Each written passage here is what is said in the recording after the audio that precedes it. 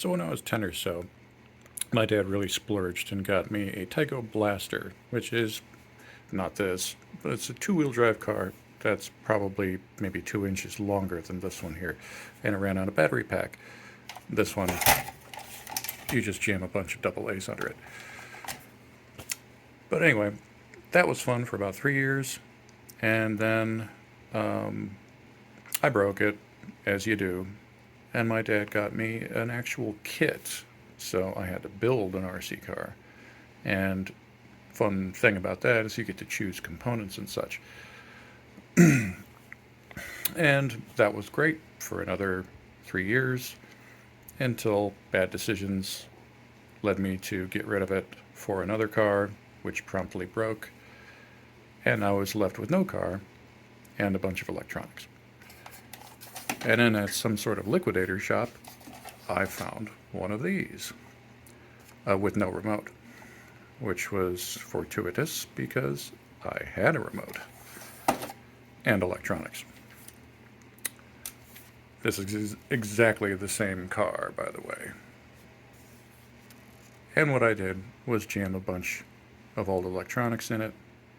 I soldered together a bunch of AA batteries for the battery pack, set the electronics on top of it all, and drove it for like 2 or 3 days until one of the motor leads broke off deep inside the motor, and there was nothing I could do about it. And I felt really shorted because I put a lot of work into it, and then it just was junk. So just recently, I found one on eBay, two of them, obviously, and so I got to do it all over again. It's I've got better cars, I've got way better cars, but this was fun just because I kind of got to do it over again. I got to try that project again and actually make it work this time. And I was able to foresee the pitfalls that happened to me last time.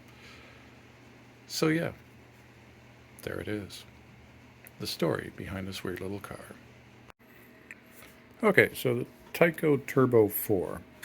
What is it, and what the heck did I do to the one on the right? What it is it's a approximately, I'm guessing, 1/16th scale or 1/18th scale four-wheel drive buggy. It has a swivel beam axle rear, so it's not independent whatsoever. It has no rear differential, but it is shaft driven, powered by one motor, shaft driven up to the front. It does have independent front suspension, and it does have a front differential. None of its controls are proportional. It's probably, I don't even have a remote for it, so I don't know, but I think it's probably 2 speeds forward, 1 speed reverse, and the steering just clacks over one direction or the other through very rudimentary circuitry. And it runs on 8 AA batteries. And they're just sort of got little springs holding them in there.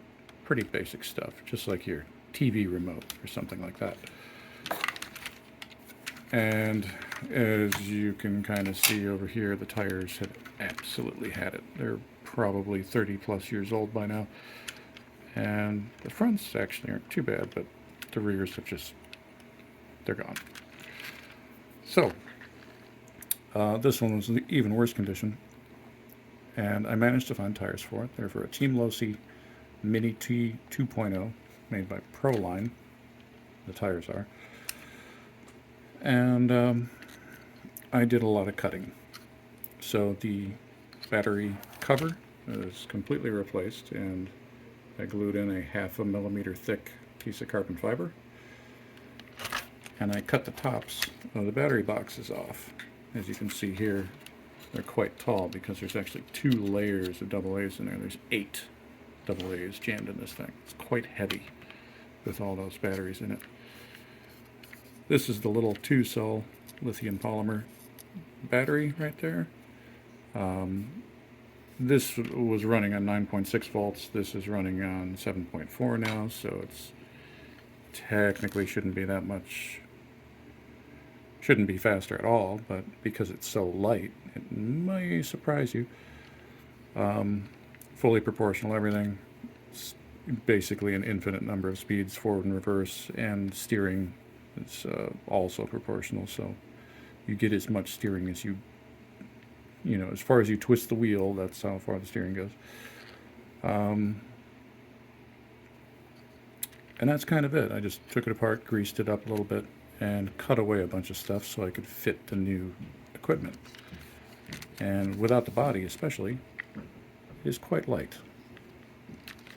And it's also pretty fun. I'll put on a little demonstrator in just a bit. Also, I'd like to point out, I'll leave a link in the description for, I think it's Nostalgia RC channel. They have a nice little video of a stock one running around a dining room. So you kind of get an idea of whether or not it's the one that I've put together is better or worse, and quite frankly, I'm not even sure. But I'll do a little running here at the end of the video too.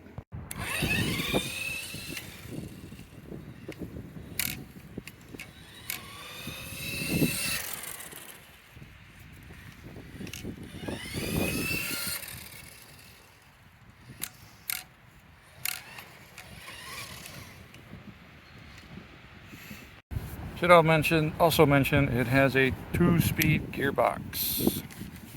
So now it is in low range.